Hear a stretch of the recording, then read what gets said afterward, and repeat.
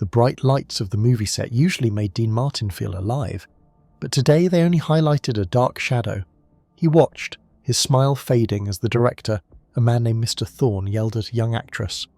Her eyes filled with tears, her shoulders hunched, but she didn't dare speak back.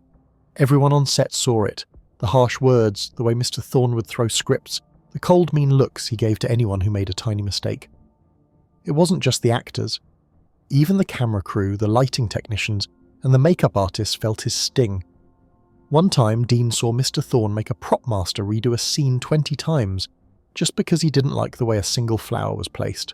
The prop master, a kind older man, looked like he might cry. Dean had seen plenty of tough directors in Hollywood. Filmmaking was hard work and sometimes tensions ran high. But this wasn't about being tough, this was about being cruel.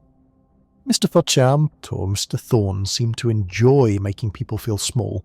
He would mock their ideas, tell them they were stupid, and even make fun of how they looked. The air on set was thick with fear. People walked on tiptoes, spoke in whispers, and kept their heads down, hoping not to catch Mr. Thorne's eye. What bothered Dean most was the silence. Everyone saw it. Every single person on that set knew Mr. Thorne was a bully. They would share worried glances, mumble complaints to each other when Mr. Thorne was out of earshot. But when he was around, they were like statues. No one dared to step in, no one dared to say stop. Dean understood why. He knew the stories. He knew that in Hollywood, speaking out against someone powerful could mean the end of your career. Actors would be blacklisted, crew members would never get another job, and whispers would follow them from studio to studio. It was a terrifying thought, especially when your whole life, your whole way of making a living depended on the goodwill of people like Mr. Thorne. Dean, known for his laid-back charm and easy smile, felt a knot tighten in his stomach. He wasn't a man who looked for trouble, but watching the fear in people's eyes, seeing them shrink under Mr. Thorne's mean words, made his blood boil. He watched the young actress walk away, her face red and tear-streaked, and a heavy feeling settled in his heart. The unspoken rule was clear: keep quiet, pretend you don't see it, and protect your own job. But could Dean really do that? Could he just stand by and watch this meanness happen day after day? The answer, he realized, was no. The decision to stay quiet felt heavy, like a cloak of shame draped over Dean. He knew the stories, whispered in dimly lit studio hallways and hushed conversations at late-night parties. Hollywood was a town built on dreams, but it also had a dark side. Powerful producers, directors, and studio heads held all the keys. They could open doors for you, or they could slam them shut forever. If you crossed them, if you spoke out against their friends or their ways, your name would be marked. It was a silent punishment, but a very real one. You'd stop getting calls for auditions, your scripts would be ignored, and suddenly everyone would be too busy to meet with you. Dean had worked hard to get where he was. He loved to sing, to act, to make people laugh. His career was a gift, something he treasured. Thinking about losing it all, about being cast out of the very place he called home, was a scary thought. He had a family to support, and a life he had built with his own hands. The idea of risking all of that for someone else, even for people who were being treated unfairly, made his stomach clench. He saw the fear in the eyes of the young actress Mr. Thorne had yelled at. He saw the tired, worried faces of the crew members who endured the director's daily meanness. They were all afraid of the same thing, being blacklisted. It wasn't just a rumour, it was a known truth. Careers had been ruined for far less than speaking out against a powerful director. The studio system was a huge machine and it protected its own. If you tried to mess with the machine, it would chew you up and spit you out. Dean found himself caught between two difficult choices. He could follow the unspoken rule, keep his head down and finish the movie ensuring his own safety. Or he could speak up, stand for what was right, and risk everything he had built.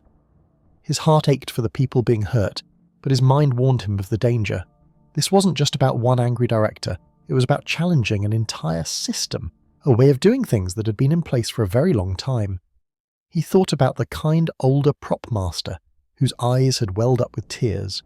He remembered the young actress, looking so small and defeated. Could he really live with himself if he did nothing? The question burned inside him, growing hotter each day. The silence on set was a heavy burden, but the thought of breaking it carried an even heavier risk. Dean knew deep down that this was more than just a bad day at work. This was a moment where he had to decide what kind of man he truly was.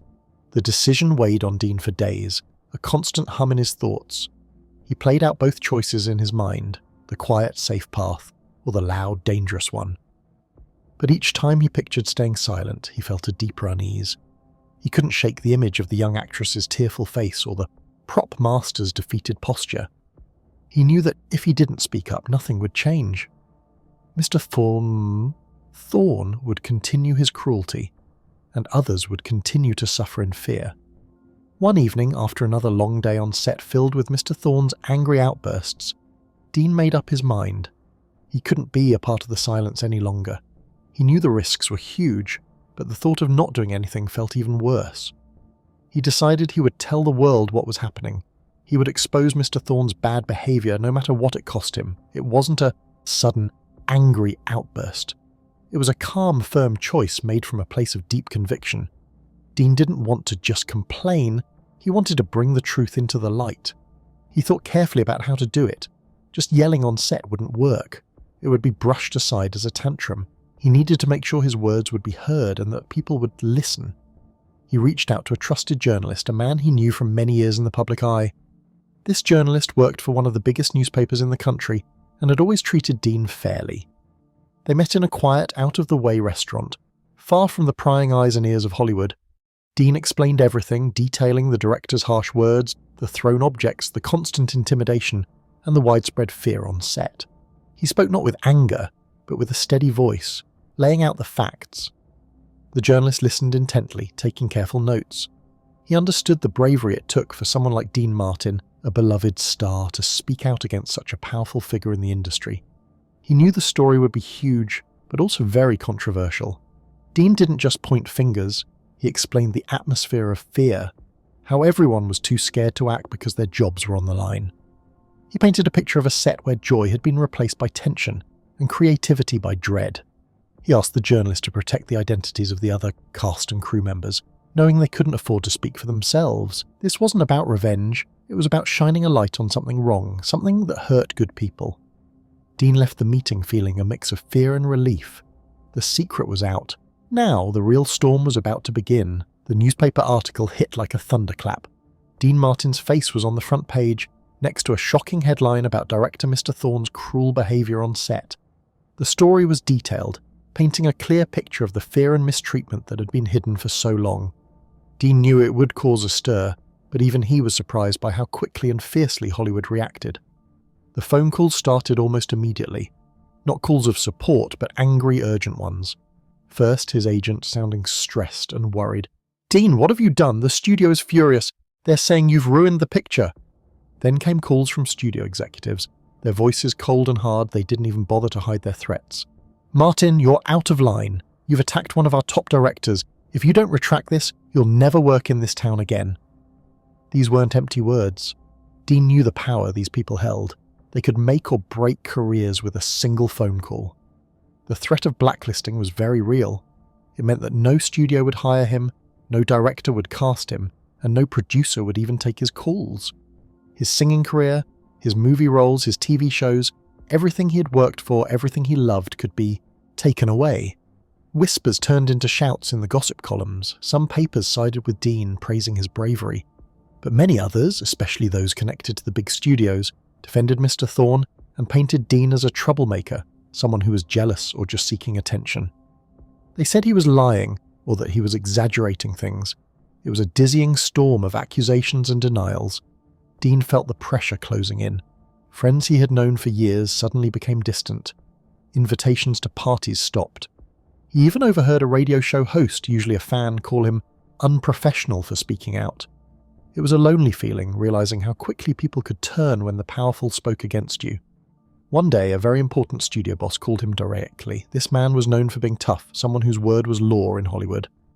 "Dean," he said, his voice smooth but firm, "you're a talented man. Don't throw it all away. This director, Mr. Thorne, he's very important to us. We can make this go away. Just say you were mistaken, that the newspaper got it wrong. We'll make sure you're taken care of." But Dean knew what that meant. It meant going back on his word. It meant letting Mr. Thorne continue his cruel ways. It meant telling all the scared people on set that their suffering didn't matter. The price of silence had seemed high before, but now the price of speaking out felt even higher. Yet a stubborn part of Dean refused to bend. He had told the truth, and he couldn't take it back. The threats weren't just coming from one studio. It was clear that the big movie companies were working together.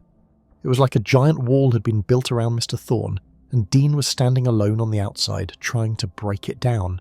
Studio heads, usually rivals, suddenly seemed to be on the same team, all pushing the same message. Dean needed to shut up. Calls came from producers he'd worked with on other films, people he thought were friends. They weren't angry, but their words were just as chilling. Dean, think about your future. This isn't worth it. Just issue a statement saying you were misquoted.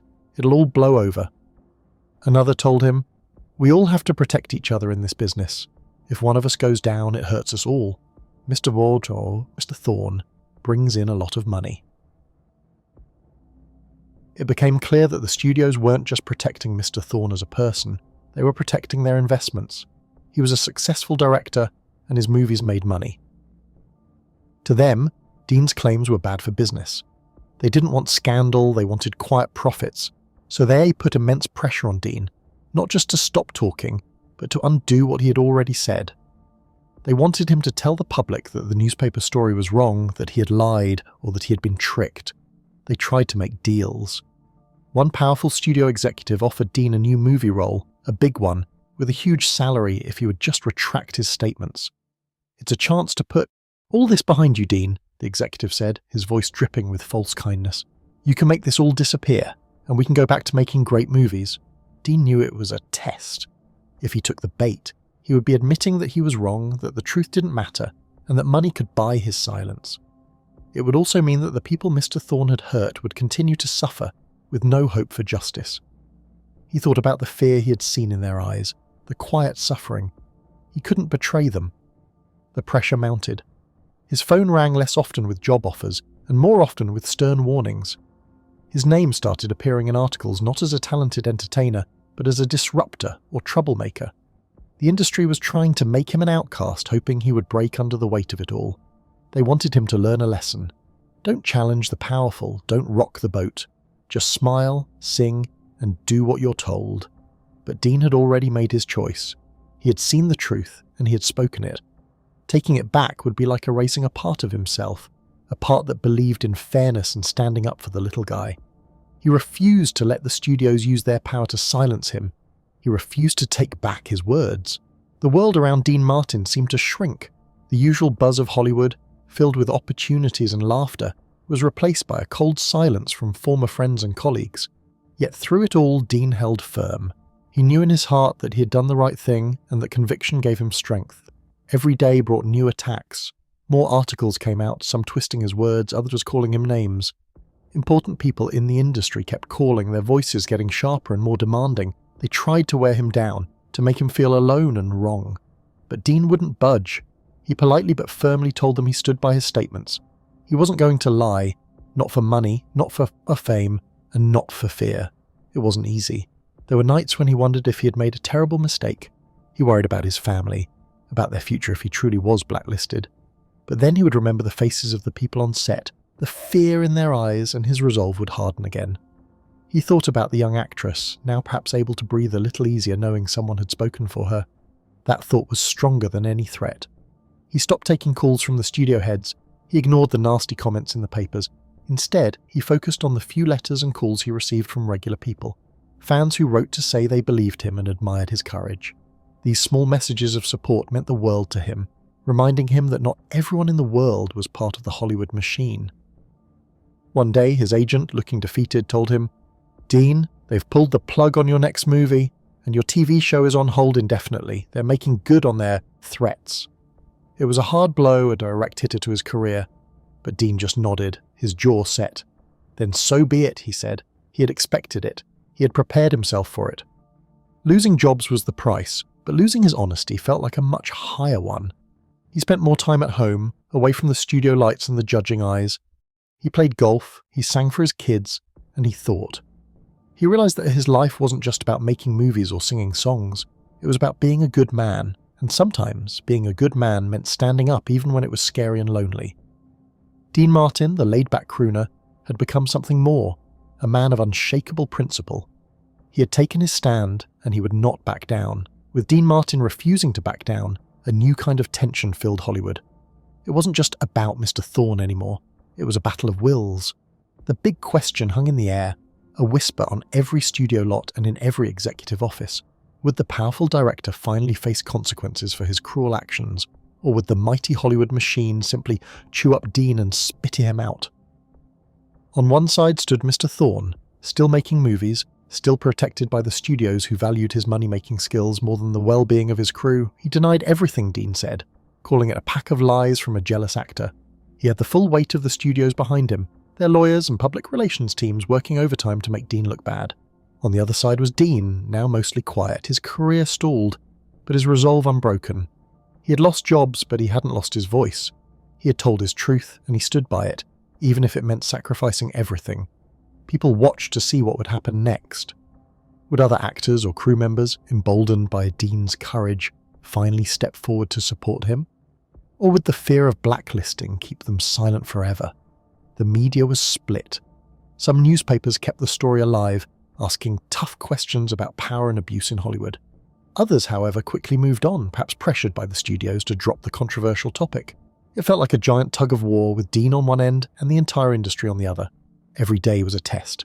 Would a studio executive change his mind? Would a producer decide to take a chance on Dean, despite the warnings?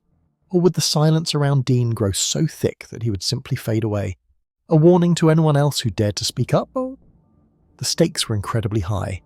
If Dean won, it could change things for many people who suffered in silence. If he lost, it would send a clear message. In Hollywood, power always wins. Dean spent his days away from the glare of the cameras, but he knew the fight was still going on. He didn't know if he would ever make another movie or sing another song on a big stage. But he also knew that if he had stayed silent, the injustice would have continued, hidden from view. He had opened a door, even if it meant walking into a storm. Now he waited to see if the storm would pass, or if it would consume him entirely, leaving Mr. Thorne untouched. The outcome would shape not just his life, but possibly the future of how Hollywood dealt with its powerful figures. This is not just a tale about a movie star or a mean director. This is the real story of Dean Martin, a man known for his calm coolness, who showed incredible bravery. He stood up against Hollywood's quiet rules, where bad things often happened, but no one dared to talk about them. It was a time when silence was golden for the powerful, and speaking up could make you disappear. Dean Martin was more than just a famous singer and actor. He was a person who believed in what was right. He saw the unfairness, the fear, and the quiet suffering of others. He could have just looked away, kept his head down, and continued to make hit movies and records. That would have been the easy path, the safe path, the path most people chose. But Dean couldn't do it. His heart wouldn't let him. His stand was a brave act in a town that valued image and money above all else. Hollywood was a place where powerful people could get away with almost anything, as long as it didn't cause a public scandal that hurt their profits. The unwritten rule was, protect the powerful, no matter what they do. Dean broke that rule. He pulled back the curtain high on the hidden world of abuse, showing everyone that even stars could be victims, and even bigger stars could be bullies. He didn't make a big show of it. He didn't yell or throw a fit. He simply told the truth, clearly and calmly to a journalist. That simple act, in that era, was like throwing a rock into a calm pond. The ripples spread far and wide, shaking up the very foundations of the movie industry. It made people uncomfortable. It forced them to look at things they preferred to ignore. Dean's courage was not about being fearless. It was about being afraid but doing the right thing anyway. He knew the cost and he felt the pressure, and he saw his career begin to crumble. Yet he never once said, "I was wrong." He never took back his words. He simply stood there, a beacon of honesty in a world full of shadows and secrets. His actions made everyone in Hollywood, from the biggest studio boss to the newest extra, wonder if the old ways could truly last. He showed that even one person, if brave enough, could challenge a giant system. Dean Martin's brave choice came with a very high price. It shows us just how much it cost him to tell the truth when almost everyone in Hollywood wanted him to stay quiet. His career, which was once shining brightly, began to dim. First there was the loss of work. The big movie studios, once eager to have Dean in their films, suddenly stopped calling. His next big movie, already planned, was cancelled. His popular TV show, which brought laughter to millions every week, was put on hold, then quietly disappeared. The money stopped coming in, which was a real worry for a man with a family to care for. He He wasn't just losing fame, he was losing his way of life. Then there was the loneliness.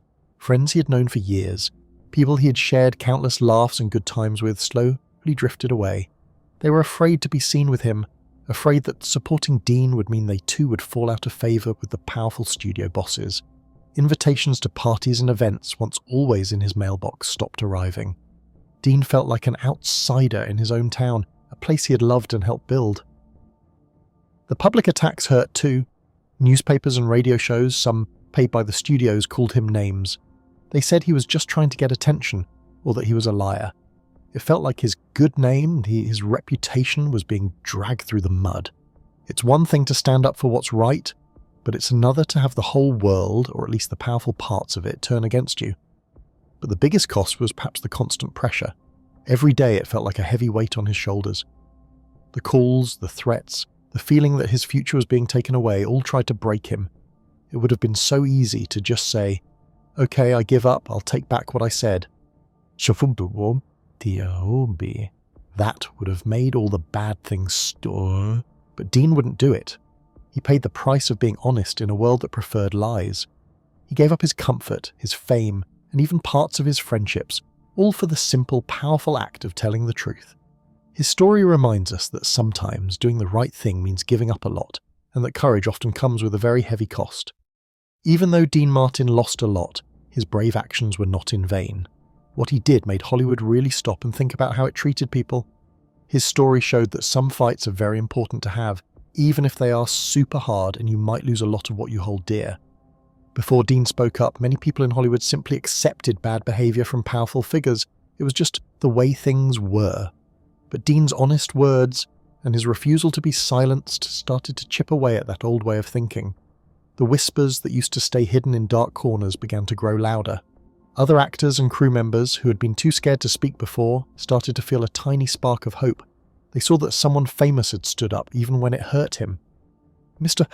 Thorne, the mean director, didn't just disappear overnight. The studios tried to protect him, but the public knew the truth because of Dean.